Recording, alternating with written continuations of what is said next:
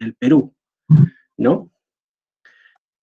Primero, es por el potencial económico, ¿no?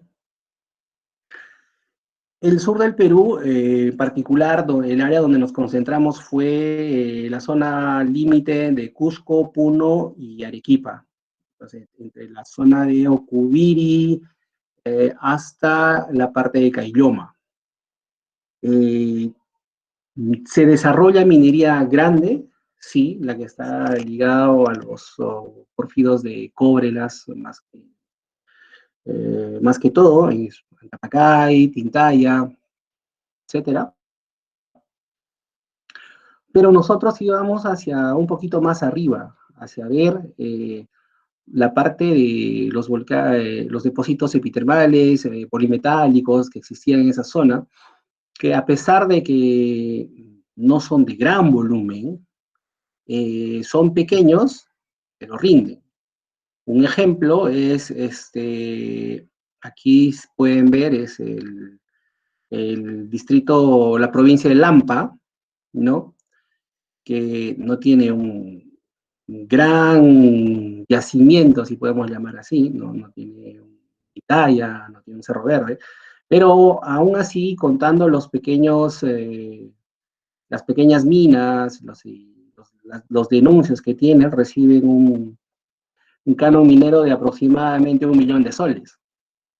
Entonces, nuestro trabajo no estaba tan orientado a encontrar gran volumen, a encontrar yacimientos muy grandes, pero sí a tratar de definir y tratar de redefinir un poco esta gran llamada franja de yacimientos polimetálicos y epitermales ligados a oro.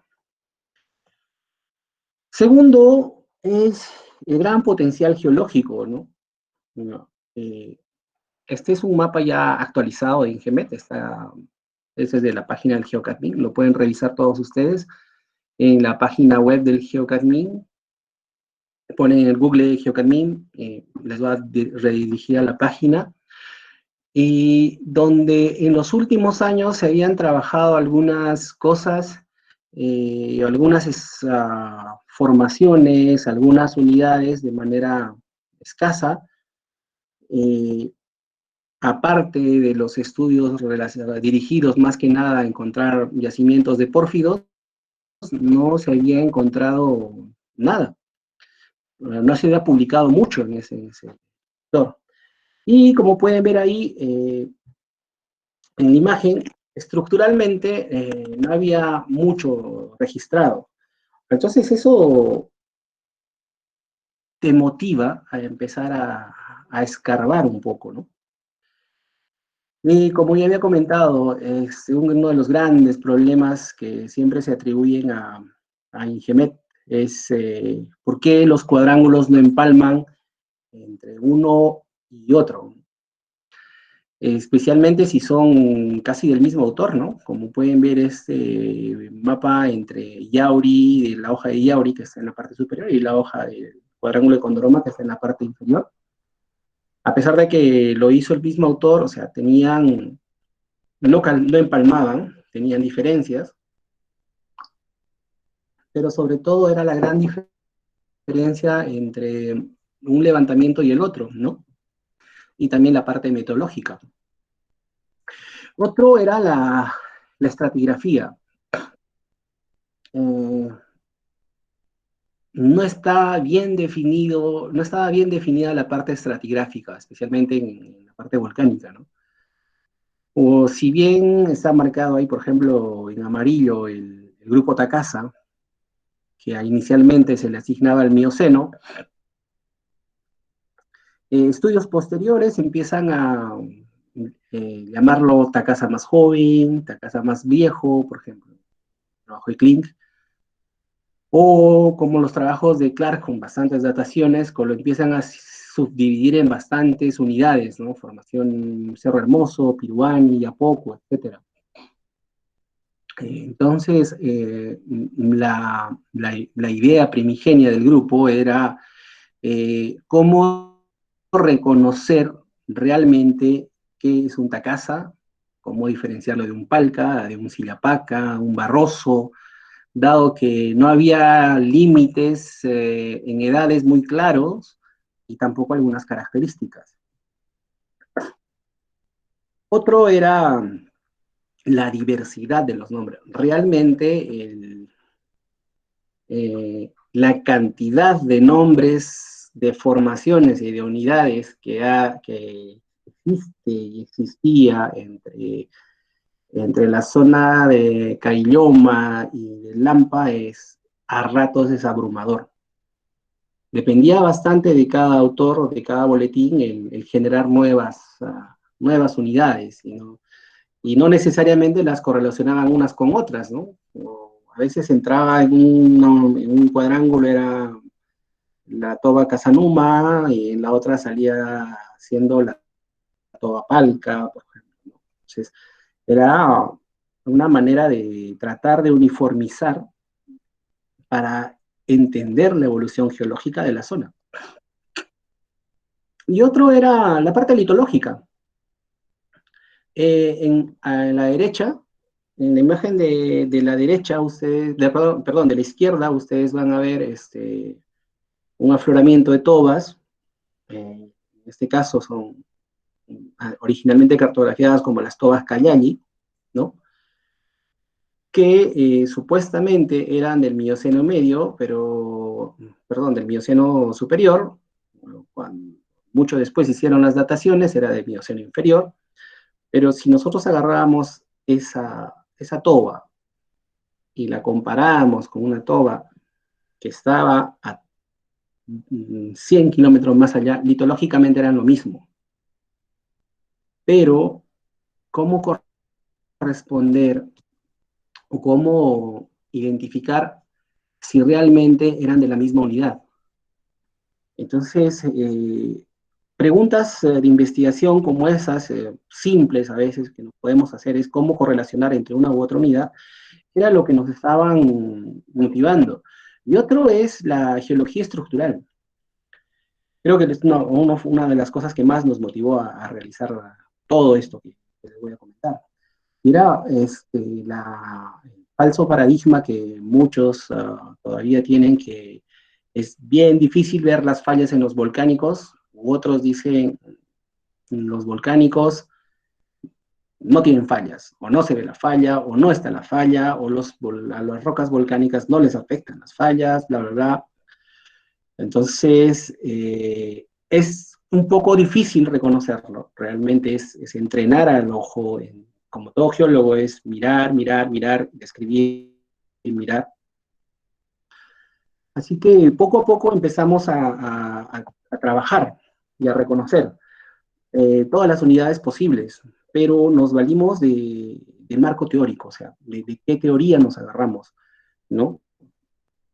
Es simple, es un trabajo, el gráfico de la izquierda es un trabajo de Hedenquist, creo, o de Sillito, si no me equivoco, no puse la referencia, donde no solamente donde los centros volcánicos, los centros de emisión, los paleocentros de emisión, estaban relacionados a una cámara magmática en profundidad. Esta cámara magmática que ha liberado los fluidos magmáticos, también ha liberado tarde o temprano fluidos hidrotermales, y que nos puede formar yacimientos o de alta sulfuración o sistemas geotermales que te determinen yacimientos de baja sulfuración o intermedia sulfuración.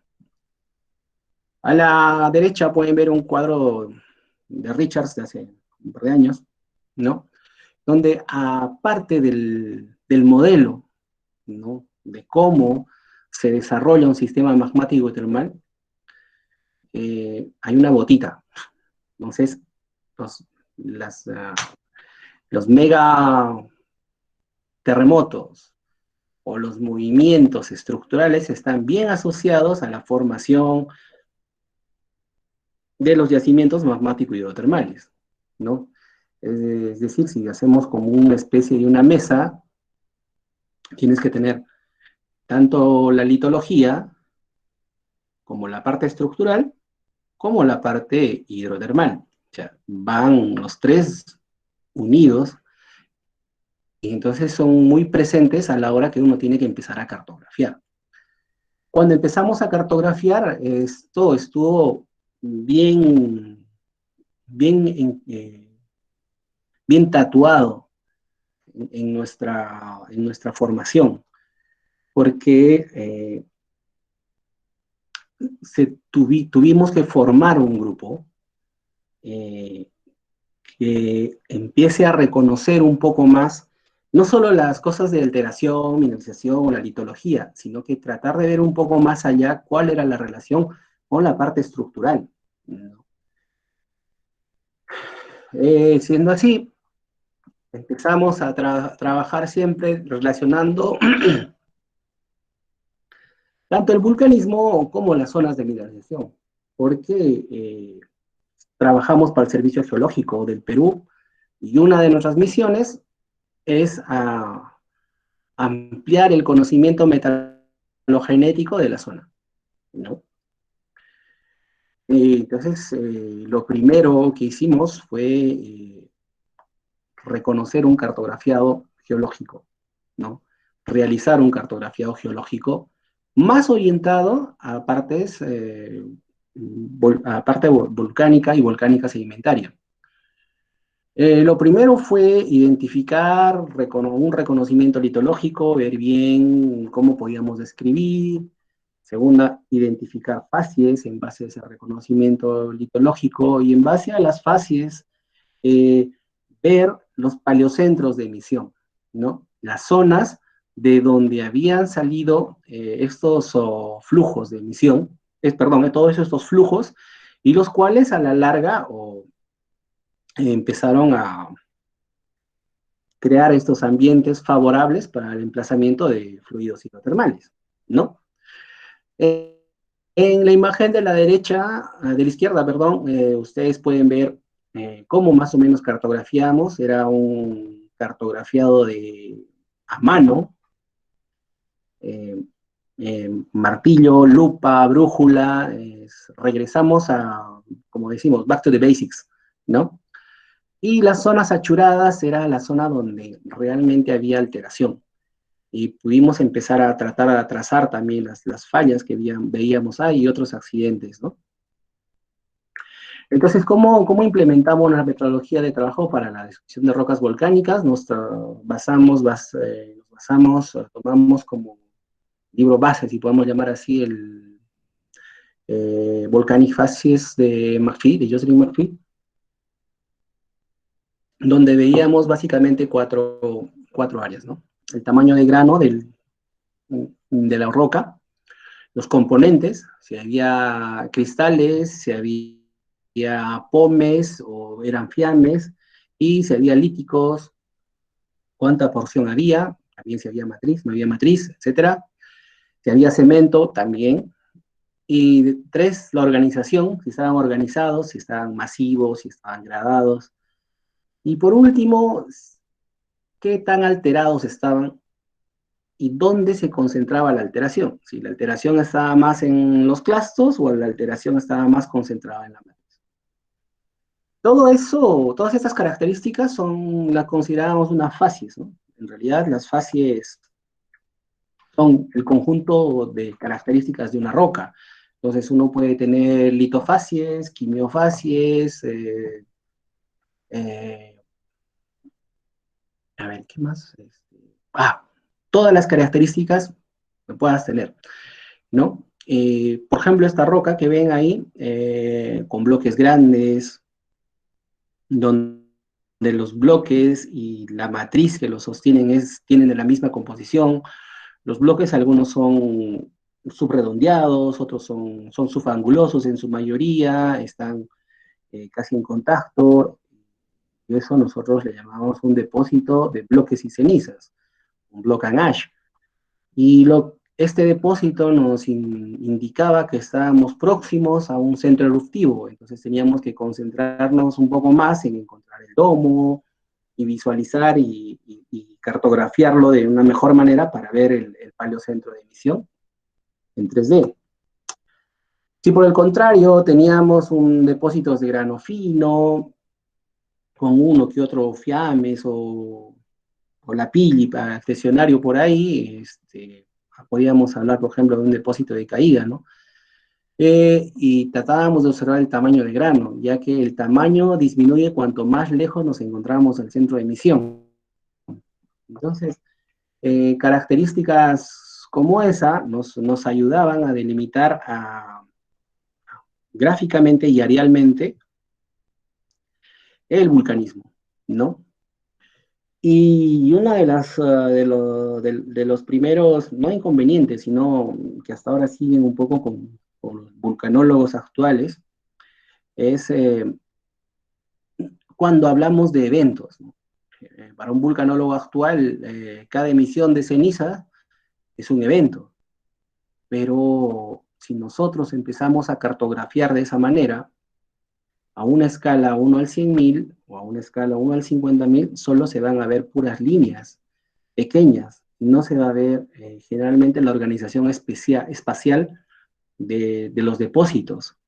Entonces, lo que tratábamos de identificar y lo que tratamos de identificar hasta ahora son las parasecuencias. Y esas parasecuencias les denominamos evento o les denominamos, eh, ahora les denominamos capas, ¿no? Para que tenga un sentido mucho más estratigráfico. Como ustedes ven acá, este es un mapeo de un centro volcánico, un Majopichaca que se llama, que está por la zona de Yauri, al sur de Cusco, donde se ve el domo, ¿no? Alrededor del domo se ve un flujo piroclástico de cenizas, eh, rico en cristales y en líticos. Es decir, es un flujo, una toba de ceniza por la matriz, pero que tiene cristales, puede ser de biotitas o puede ser de cuarzo, etcétera, y líticos. Lítico generalmente es el componente que no es de la misma emisión, sino son de emisiones anteriores que está rompiendo, que está llevando. Puede ser con lavas, puede ser el mismo flujo, pero más solidificado, más soldado, etcétera, ¿no? Y a la base tenemos flujos de lavas, ¿no? Lavas. Entonces, esa era la metodología en la cual empezamos a trabajar y a tratar de reconocer los centros volcánicos. Otro de los puntos que tenemos que empezamos a revisar fue el reconocimiento estructural. Es decir, primero tomar bien las medidas de la parte estructural y después tratar de establecer si son o no son controles regionales o son fallas un poco más locales. ¿Cómo hacíamos eso? Bueno, empezamos igual, entrenamos mucho a la gente para que puedan reconocer las orientaciones en el plano de falla, tratar de encontrar estrías, sites, marcas, tool marks, riddles, anti-riddles, estructuras SSC, que nos dieran el sentido de movimiento en la falla. O sea, no cartografiar la falla solamente porque tenemos la parte visual, como pueden ver en la foto ahí, es una falla inversa, sí, pero es inversa pura, es inversa dextral, es inversa sinistral, es decir, tratar de sacarle el nombre, el apellido y un poco la genealogía a cada falla. ¿Y cómo se logra eso? Pues una vez que nosotros tomamos los datos de la falla, podemos calcular sus ejes de acortamiento, ¿no? Es decir, como les decía, las fallas, ¿no? A veces se ven, como es eso, y a veces un poco al sur, ¿no? No es tan, no son tan evidentes, pero si le metemos un poco de ojo, empiezan a aparecer.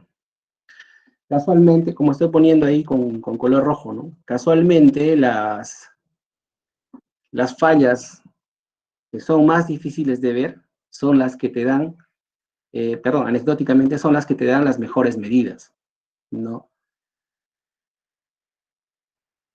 Entonces, después de hacer eso, lo que nosotros agarramos es el Folking, que utiliza el método de dividir los restos.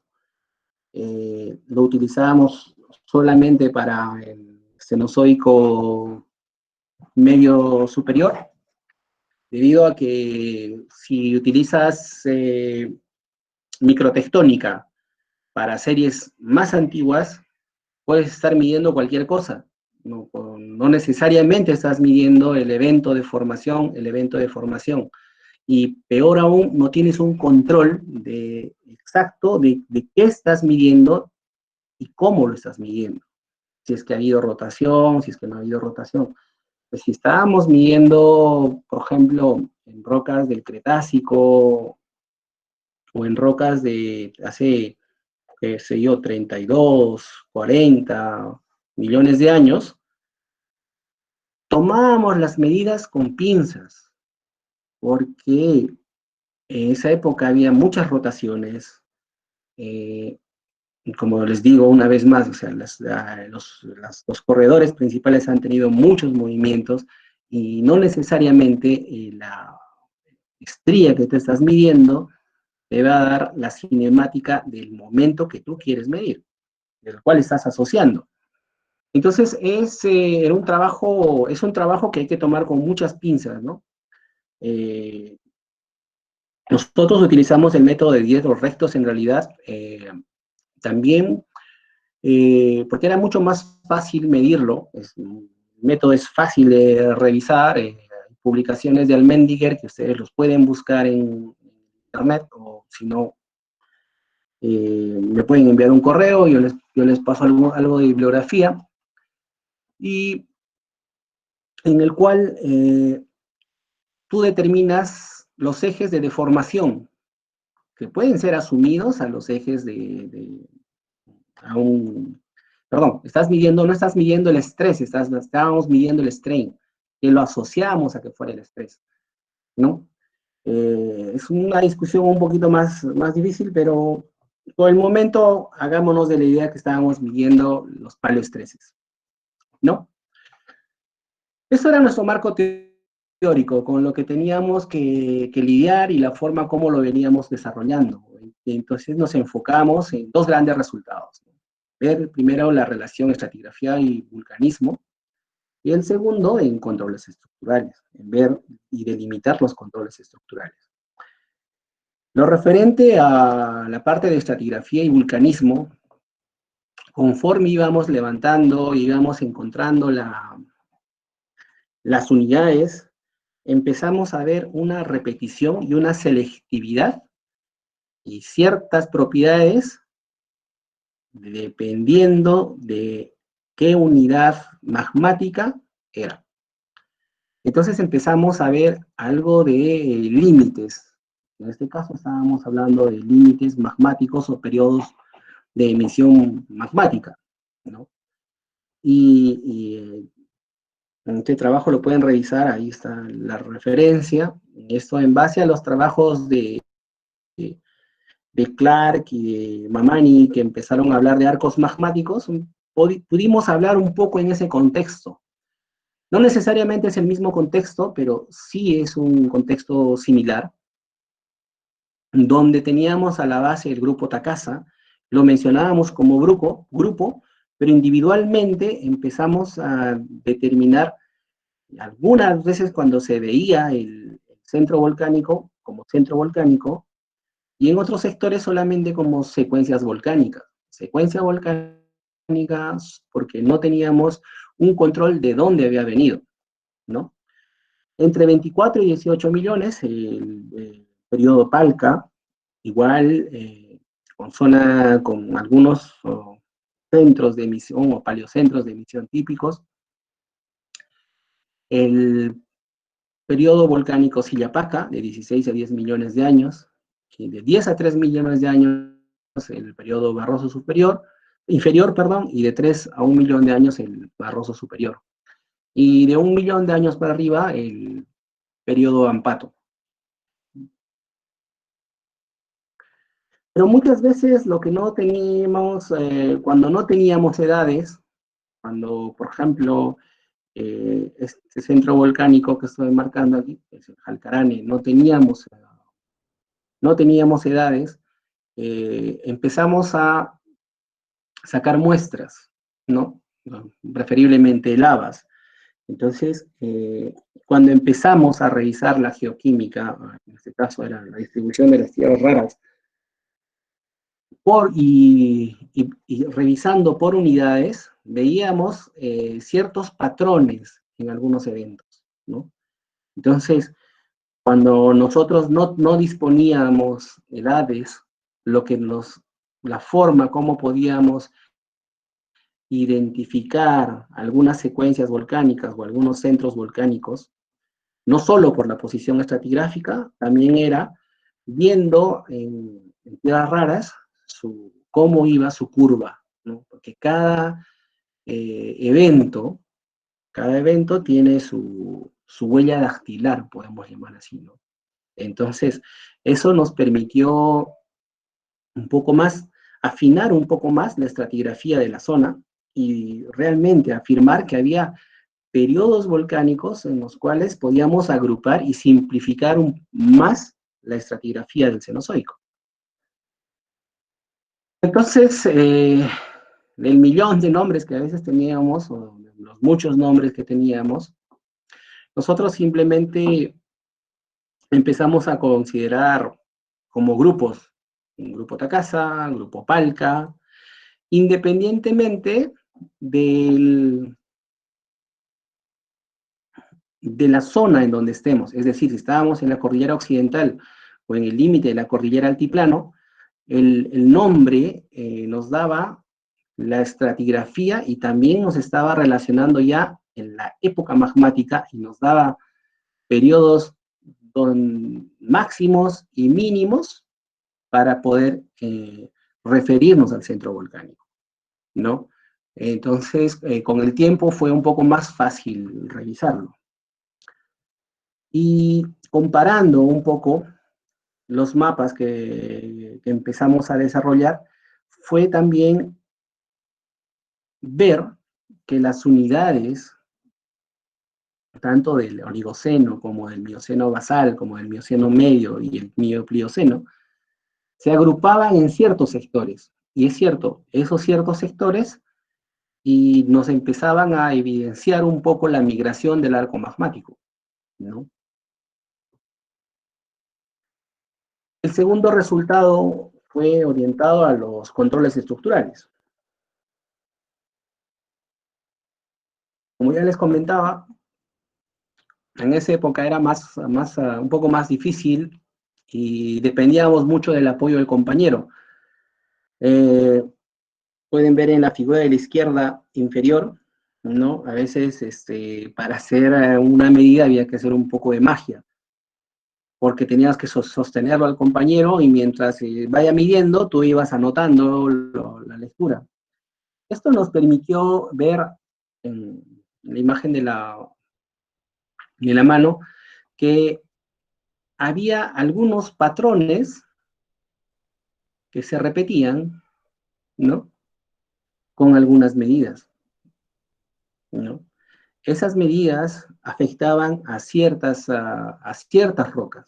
Entonces, podíamos tratar de relacionar una parte que se llama, o que nosotros empezamos a llamar, a atribuirle las direcciones de convergencia o los paños 13, empezamos a ver que estaban relacionados a ciertas épocas, ¿no?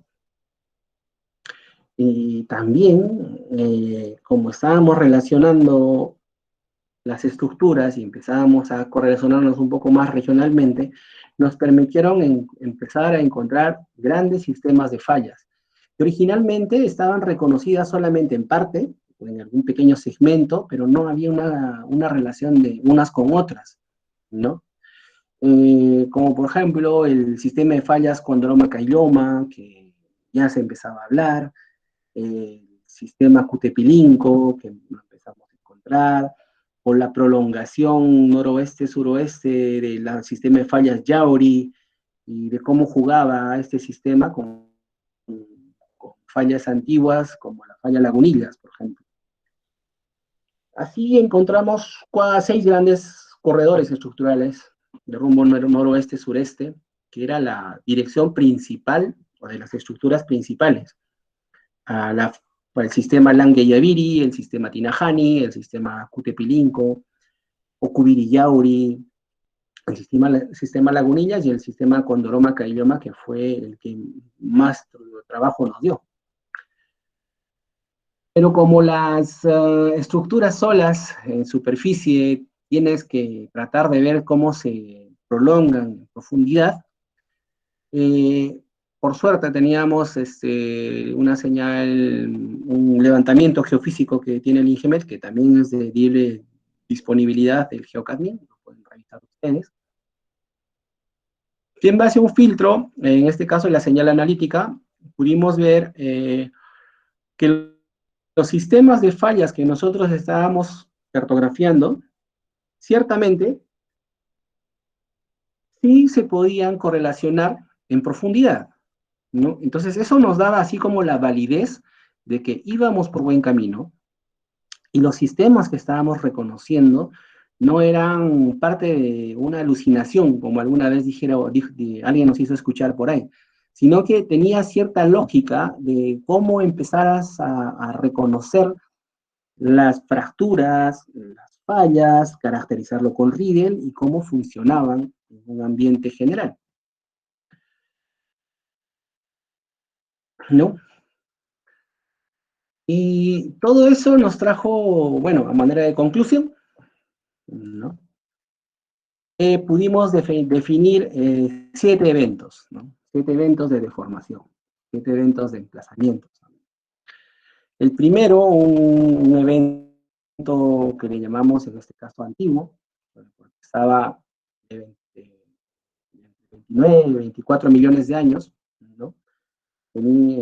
Pudimos encontrar solo algunas manifestaciones de este evento, que a veces estaban relacionados a intrusivos de origen miocénico, ¿no?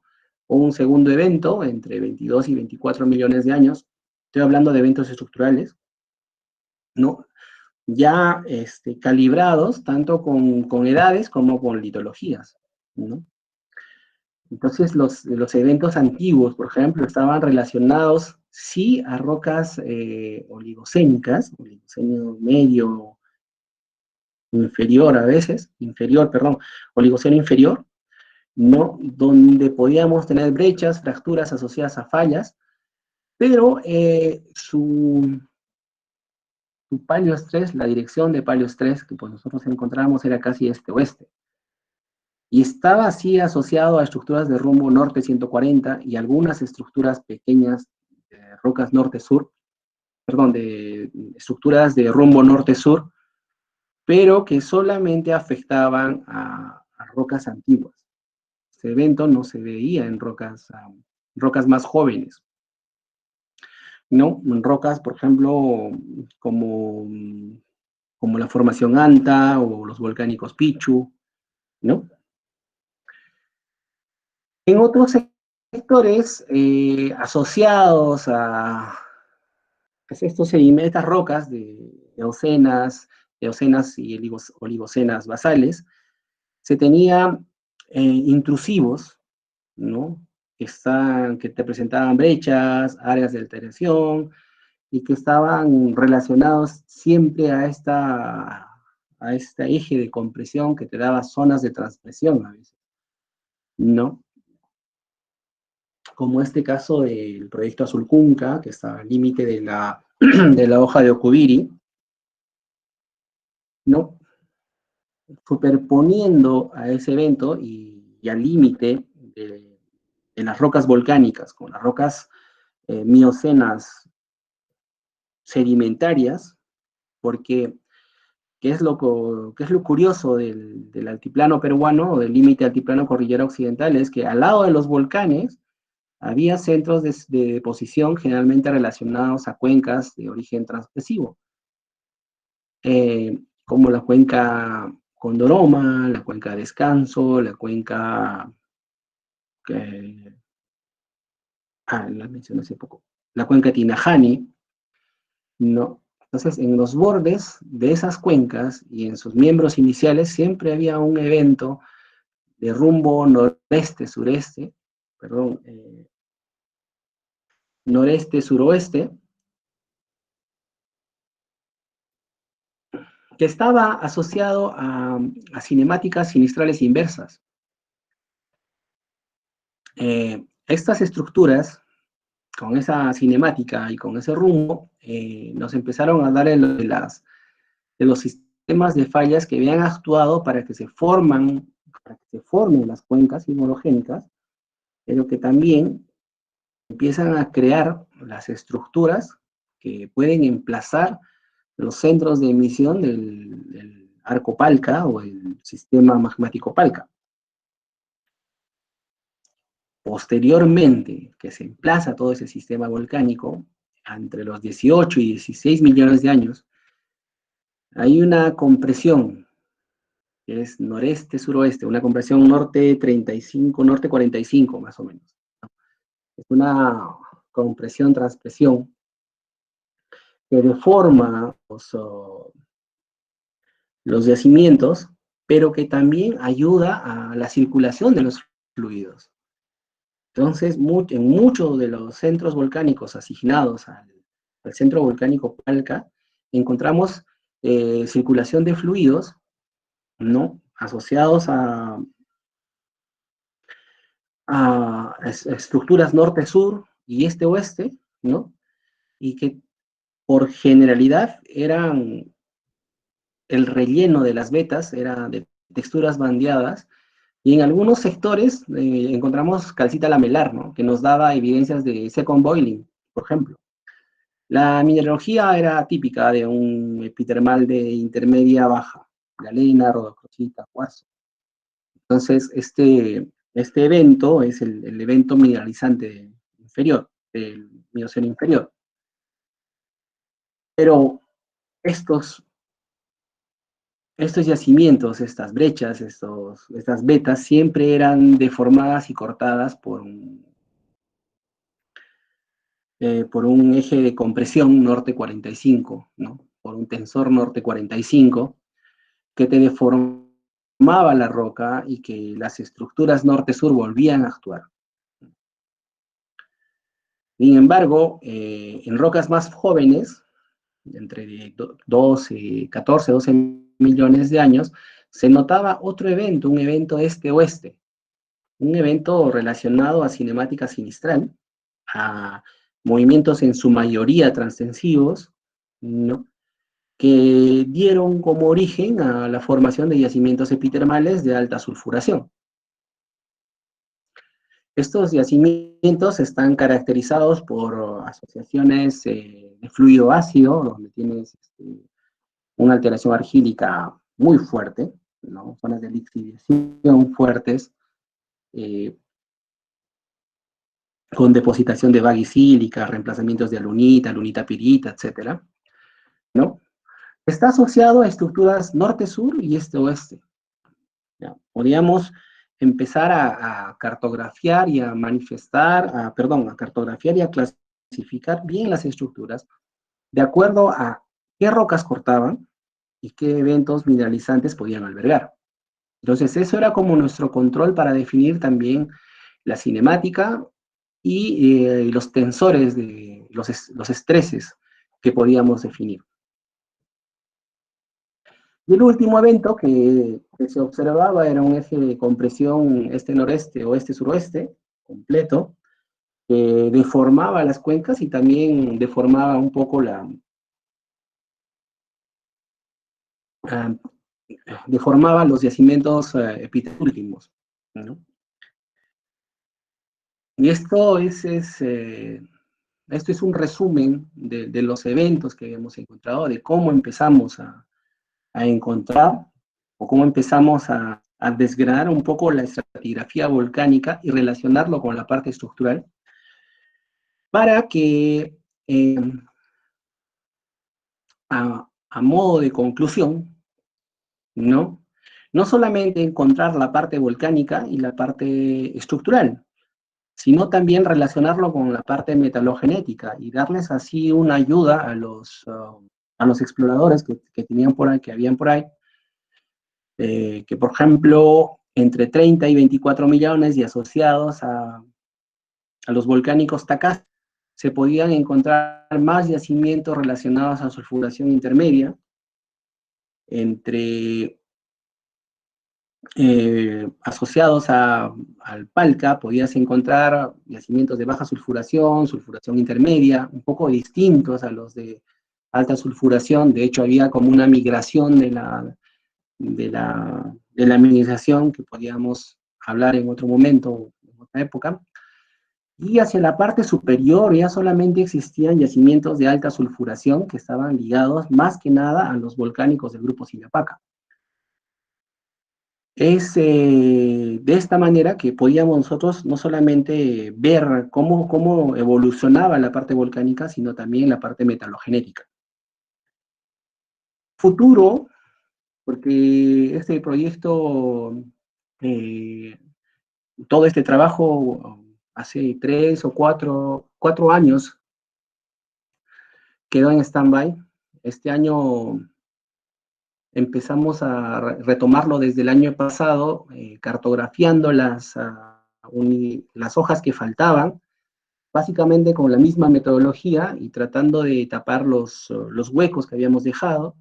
Este es por ejemplo, es una vista de los volcánicos del grupo Caylloma, el último evento de 5 millones de años, ¿no? Una zona que se llama Tres Cañones en el sur de Cusco, donde empezamos a cartografiar de otra manera y empezar a ver un poco más de relaciones de morfoestructuras, para ir un poco más allá de solamente ver la parte microtectónica y también ver un poco más la parte de strain, de cómo se deforman los volcanes, cómo es el mecanismo de emplazamiento en sí.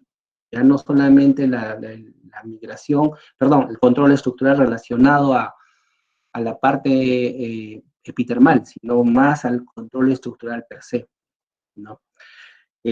Para esto estamos empezando a trabajar con algunos colegas de Chile, ¿no?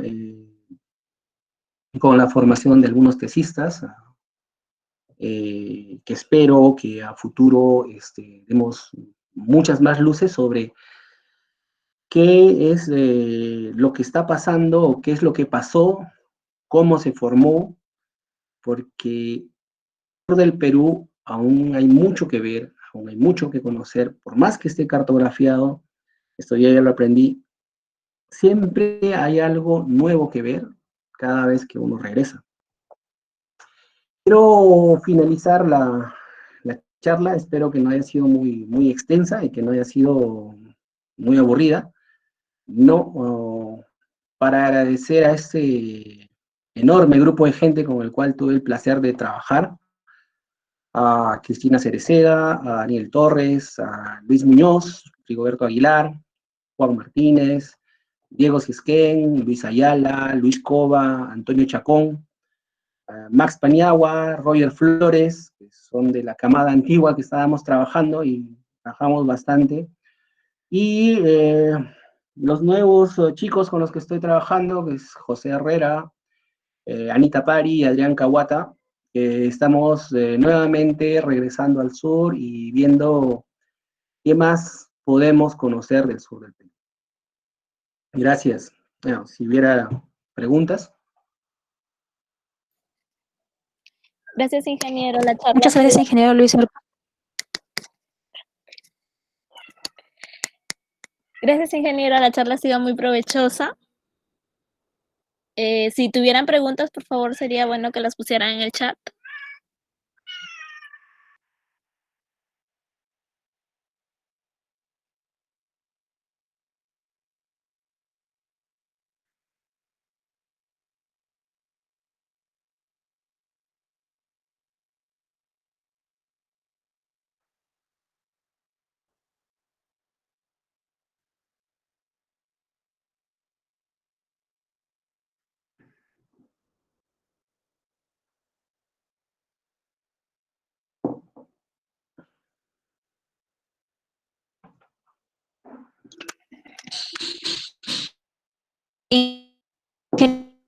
Luis, le consulta Juan Carlos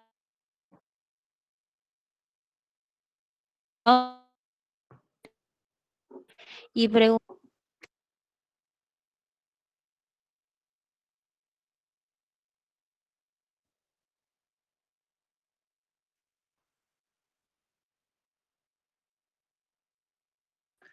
Ya no escucho bien la pregunta, pero oye, Juan Carlos, mucho gusto.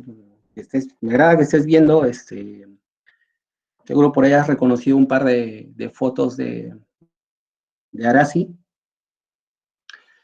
Y bueno, la pregunta es muy amplia, ¿no?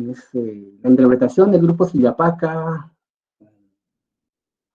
tanto en la parte vulcanológica como en la parte estructural, es un poco compleja.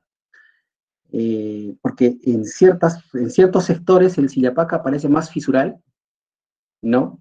Pero, por ejemplo, en la zona al norte de Lagunillas e inclusive al norte de Lagunillas se ve bien los centros de emisión, pero por Arasi, por ahí no se ve un centro de emisión tan fuerte. Entonces ahí pareciera que fuera más fisural. Son huecos que nos han quedado de estudiar de mejor manera, ¿no? En base a que teníamos muy poco tiempo para identificar y cartografiar todas las unidades. Espero que ahora, eh, si se puede, si sale bien la generación de este proyecto, a partir del próximo año estemos reactivando y estemos haciendo algunos trabajos en campo orientados precisamente a reconocer exactamente los centros de emisión que nos faltaron, ¿no? Hacer travers estructurales un poco más detallados, porque los controles estructurales ya los tenemos, ¿no?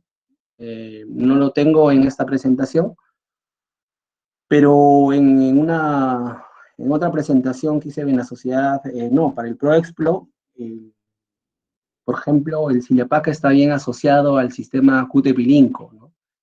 Y hay otras facies que está entre el sistema Yauri y el sistema Lagunillas. Y hacia el norte solo se ve en escasos sectores. Entonces, es como que si el movimiento transtensivo para dar origen al Sillapaca hubiera sido solamente focalizado en ciertos sectores, donde las estructuras hicieron eh, una especie de codo extensional para que pueda emplazarse o a través de ese codo extensional pueda salir un poco de magma, ¿no?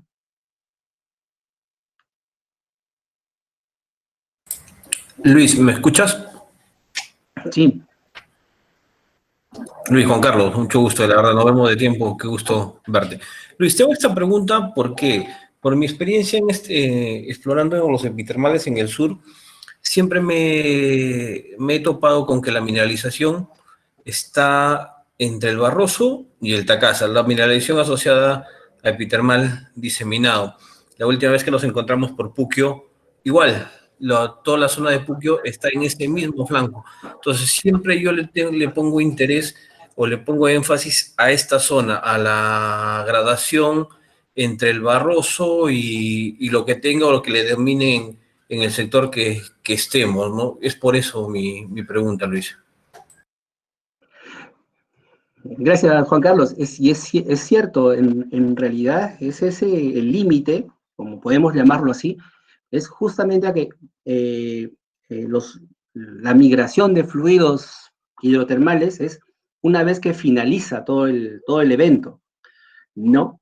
Lo particular del Sillapaca, por ejemplo, que es un evento demasiado efusivo, es que supuestamente ya todos los volátiles se fueron y te dejaron toda la cámara magmática vacía, pero es solamente, como te decía, en ciertos sectores que se concentra y te permite la mineralización.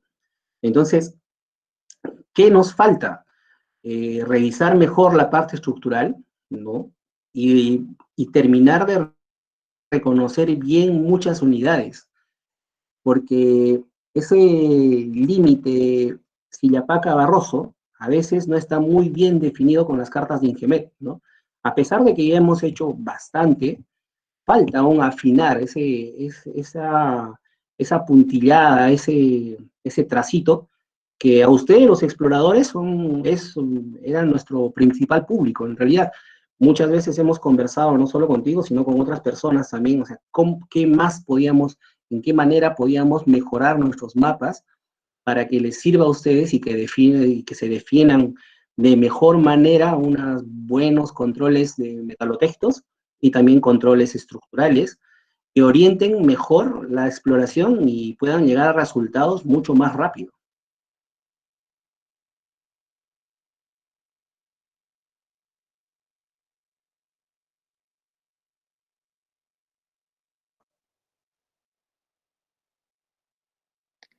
Bien, gracias, ingeniero. Acá tenemos otra pregunta de Michael Chunga. Dice, según los depósitos volcánicos hallados en la zona de estudio, ¿se pudo estimar el índice de explosividad volcánica, ya que estos pueden estar ligados a la formación de epitermales de baja o alta sulfuración?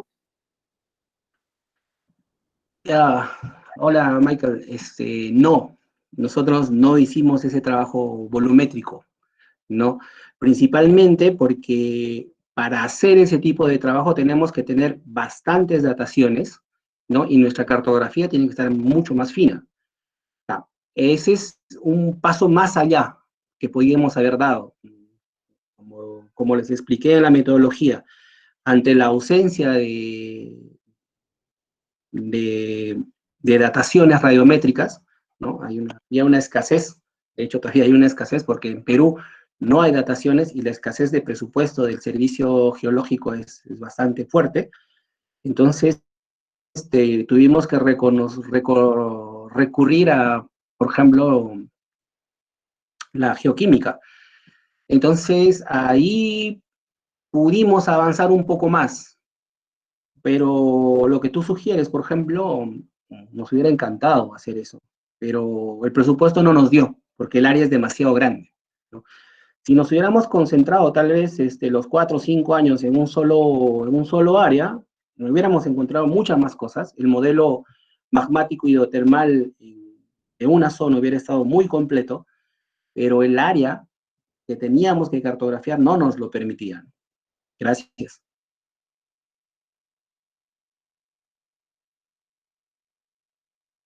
Bien, aquí tenemos otra pregunta de parte de Clever Cabana Guaita. Dice, excelente ponencia, ingeniero Luis. ¿Qué opina del depósito Berenjela que está emplazado en Calizas de la Yavaca hacia el norte a pocos metros en piezas volcánicos? Uf, buena pregunta. Berenguela es algo anómalo. Es algo anómalo porque a cualquier geólogo, a cada geólogo que tú preguntes, van a tener una diferente explicación, ¿no? Yo parto del hecho de que Berenguela está entre los 25 millones de años, más o menos, si no me equivoco, ¿no? Bueno, por ahí de repente me van a corregir. Pero es una época que está relacionado a un evento antiguo, ¿no? Que nosotros le denominamos. No pudimos sacar muchas medidas estructurales porque está emplazado en el Ayavacas. Y el Ayavacas es una mezcla de calizas resedimentadas.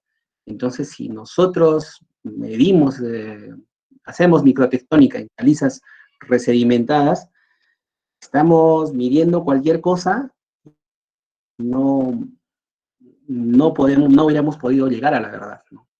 Lo que sí es cierto es de que toda la zona de Berenguela, Santa Lucía, el proyecto Limón que está por ahí, Limón Verde, y un poco el proyecto Lidia, que está en el mismo corredor, también la mina de Santa Bárbara, tienen una geoquímica y una geocronología muy distinta, ¿no? Es algo anómalo que nosotros no hemos podido terminar de revisar en detalle. Gracias.